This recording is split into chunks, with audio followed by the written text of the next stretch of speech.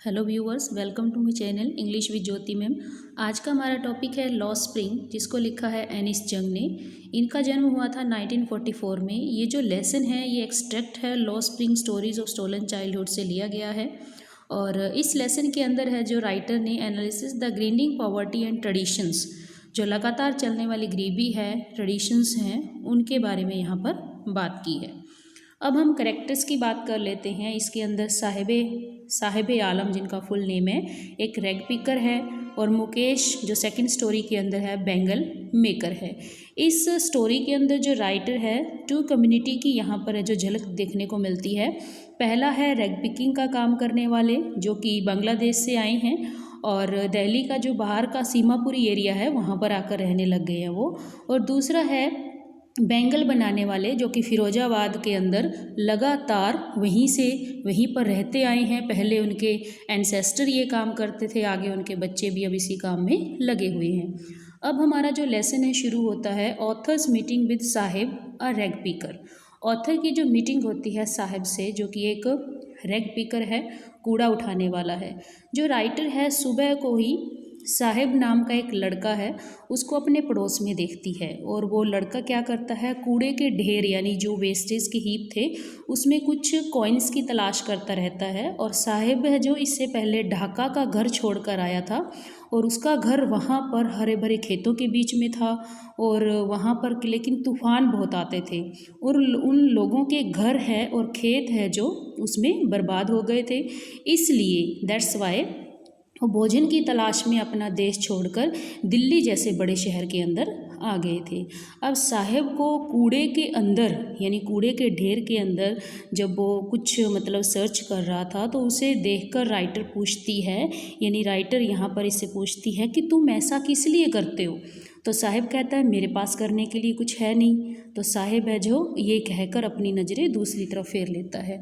तो राइटर उसको कहती है कि तुम स्कूल जाया करो, यानी थोड़ा सा यहाँ पर काइंडनेस दिखाती है राइटर। तो वो कहता है कि मेरे पड़ोस में कोई स्कूल नहीं जाता, और जब कोई स्कूल बना देंगे तब मैं वहाँ पर जाया करूँगा। तो राइटर यहाँ पे उसको एक फेक प्रॉमिस करती है कि अगर मैं अपना स्कूल शुरू करूँ तो क्या तुम स्कूल आओगे। तो यहाँ पर थोड़ा सा यानी फ़नी वे में राइटर कहती है, तो वो भी एक ब्रॉड स्माइल देता हुआ कहता है कि हाँ भाई ज़रूर आऊँगा मैं आपके स्कूल में। तो इस तरीके से यानी कुछ दिन बाद वो जो राइटर है साहिब उसको देखकर फिर उसके पास भागा चला आता है और पूछता है कि क्या आपका स्कूल रेडी है, यानी उनसे वो क्वेश्चन पूछ रहा है। तो अब वो राइटर कहती है कि एक स्कूल बनाने में बहुत टाइम लगता है, राइटर कहती है। और यह सोचकर थोड़ा सा वो यहाँ पे इंसल्ट भी फील करती है राइटर, यहाँ पे शेम फील करती है थोड़ा सा कि उसने एक ऐसा प्रॉमिस किया जिसका कोई मीनिंग ही नहीं था, यानी वो प्रॉमिस मीनिंगलेस यहाँ पर नज़र आया। और इस तरीके से इस जरिए यानी राइटर यहाँ पर जो fake promises all over in the world in लोगों के साथ किए जाते हैं उनको भी इस तरीके से यहाँ पर वो क्रिटिसाइज़ कर रही है, यानी एक एग्जाम्पलीफाई करके खुद को यहाँ पर। तो अब नेक्स्ट है हमारा रैग पिकर्स लाइफ, कि रैग पिकर की लाइफ है जो कैसी होती है। यानी अब उसको जान लेने के बाद जो राइटर है महीनों के बाद यानी राइटर उससे उसका नेम पूछती है, तो वो कहता है साहिब आलम, यानी लड़का बताता है कि वह नहीं जानता उसके नेम का मतलब क्या है। इसका मतलब होता है संसार का स्वामी, यानी ऑनर ऑफ द यूनिवर्स। तो इस बात का नॉलेज न होते हुए भी उसके नाम का क्या अर्थ है, वह अपने फ्रेंड के साथ सारा दिन है जो गलियों में भटकता फिरता है, कभी नंगे पाँव, वहाँ पर सभी जो है बच्चे हैं वो नंगे पाँव चलते हैं, और सुबह सुबह वो जैसे कि वर्ड्स दिखाई देते हैं, यानी सुबह सुबह उन पक्षियों की तरह वो दिखाई देते हैं और दोपहर तक वो गायब हो जाते हैं। यानी कुछ महीने बीतने के बाद है जो राइटर उनको है जो पहचानने लग जाती है। यहाँ पर एक राइटर पुरानी स्टोरी भी बताती है कि यूरोपी से आए हुए एक पर्सन ने उनको सुनाई थी कि कैसे एक प्रिस्ट का लड़का था, यानी वो उसकी ड्रीम था, शूज़ वगैरह उसको चाहिए थे। हालांकि 30 साल बाद जब उडुपी के उस एरिया में राइटर वहाँ पर जाती है तो वहाँ पर देखती है कि वो जो पर्सन जिसने सपना देखा था, खैर उसको तो नहीं मिल पाए शूज़, लेकिन एक दूसरा था, पंडित थे, नए पंडित वहाँ पर आए थे। यानी पंडित के बेटे ने वहाँ पर है जो ग्रे कलर की यूनिफॉर्म डाली हुई थी, सॉक्स शूज़ डाले हुए थे, लेकिन राइटर कहती है कि उनके पास तो शूज़ आ गए, लेकिन ये जो रैग पिकर्स हैं इनके पास इनकी कंडीशन अभी भी ज्यों की त्यों है। और इस तरीके से इन जो लड़के हैं इनसे राइटर क्वेश्चन पूछती है कि तुमने शूज़ क्यों डाले हुए हैं, पहले से पूछती है। तो दूसरा फटाफट कहता है कि इसकी मम्मा ने शेल्फ से नीचे नहीं उतारे शूज़। तो फिर वो दूसरा कहता है कि अगर वो नीचे उतारते भी तो शायद ये पहनता नहीं, क्योंकि ये उनकी ट्रेडिशन बन चुकी है, परंपरा बन चुकी है नंगे पाँव रहने की। वो तीसरा बच्चा जवाब देता है उसने अलग अलग टाइप के शूज़ डाले हुए थे। तो इस तरीके से यहाँ पर ट्रेडिशंस के बारे में बताया गया है कि इनके पास चीज़ें होते हुए भी कई बार ये शो ऑफ करते हैं, यानी इनकी परंपरा बन चुकी है नंगे पाँव चलने की।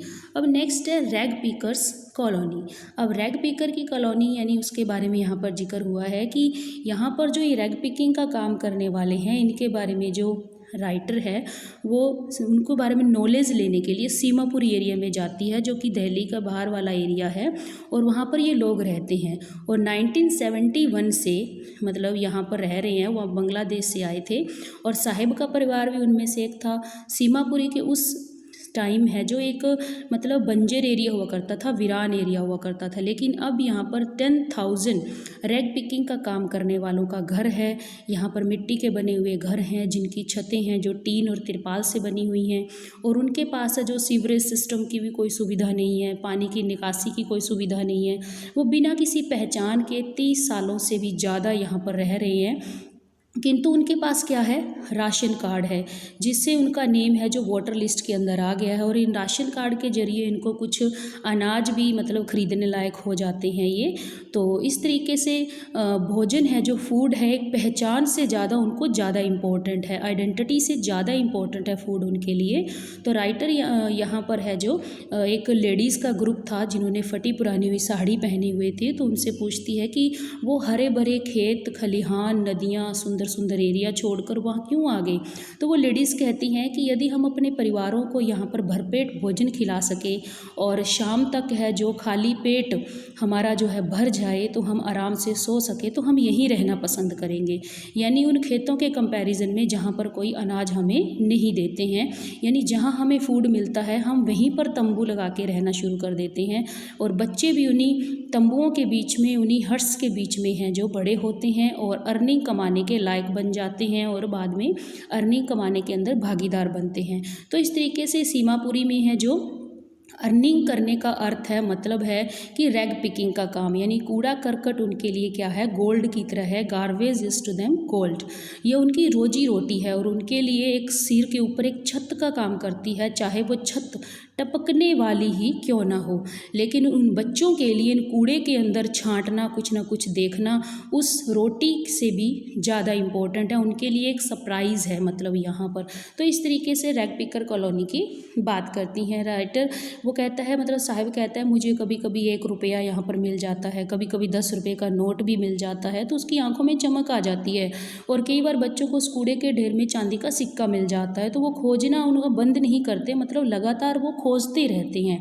तो इस तरीके से उनको उम्मीद होती है कुछ और मिल जाने की, यानी बच्चों के लिए वो कूड़े का अर्थ क्या है, अलग है, और उनके माता पिता के लिए अलग है। इन बच्चों के लिए सरप्राइज से भरा हुआ है, और जबकि बड़ों के लिए एक अर्निंग का सोर्स है। नेक्स्ट है साहिब्स लाइफ। अब साहिब की लाइफ के बारे में यहाँ पर जिक्र होता है कि सर्दी के मौसम के अंदर जो राइटर है साहिब को एक गेट के पास खड़ा देखती है, और वो ध्यान से देखता है, यानी साहिब यहाँ पर साइड में खड़ा हुआ है और वो ध्यान से देखता है कि अंदर वाइट कपड़े पहने हुए 2 पर्सन हैं, जो 2 लड़के हैं, वो खेल रहे हैं, टेनिस खेल रहे हैं। और मुझे साहिब कहता है कि मुझे ये खेल पसंद है। वो कहता है कि मैं तभी अंदर जाता हूँ जब वहाँ पर आसपास कोई नहीं होता, और गेट कीपर मुझे वहाँ पर जो स्विंग्स हैं उनका है जो यूज़ करने देता है। तो साहिब ने भी क्या है टेनिस शूज़ यहाँ पर डाले हुए हैं। ये जूते हालांकि उसको किसी ने दिए थे, किसी अमीर लड़के के द्वारा छोड़े हुए जूते हैं जिनमें एक होल बना हुआ है, लेकिन साहिब को इससे कोई परेशानी नहीं होती है। वो किसी ऐसे पर्सन के हैं जो नंगे पाँव, मतलब ऐसे व्यक्ति के लिए है जो नंगे पाँव चलता रहा हो, तो उसके लिए होल वाले जूते भी एक सपने के पूरे होने के समान है, किंतु वो खेल जिसे वो ध्यान से देख रहा है उसकी पहुँच से वो बाहर है। तो राइटर उनको देखती है तो साहिब ने क्या है, अब एक मिल्क बूथ की तरफ जा रहा है और उसके हाथ में क्या है, एक स्टील का कनस्तर है। वो कहता है कि अब मैं एक टी स्टॉल में काम करता हूँ, वहाँ पे मुझे 800 रुपीज़ मिल जाते हैं और मुझे दिन भर का फूड वहाँ पे मिल जाता है। तो राइटर उसको देखती है तो साहिब का चेहरा वहाँ पर क्या है, थोड़ा सा मतलब टेंशन वाला है और स्टील का कनिस्तर है जो उस प्लास्टिक बैग से जो वो कैरी करता था उससे हैवी है, जो उसने अपने आप को मतलब उठाया हुआ है, उस कनिस्तर को उठाया हुआ है।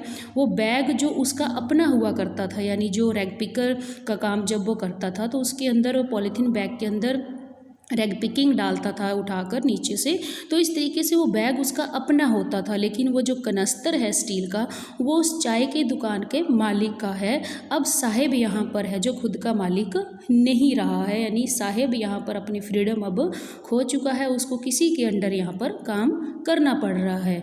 तो व्यूअर्स, ये हमारे लेसन का फर्स्ट पार्ट है, इसका सेकंड पार्ट हम नेक्स्ट वीडियो में करेंगे। सो अगर आपको वीडियो अच्छी लगती है तो प्लीज़ लाइक कीजिए, शेयर कीजिए और मेरे चैनल को सब्सक्राइब कीजिए ताकि मुझे मोटिवेशन मिलता रहे आगे बढ़ने का। So thank you.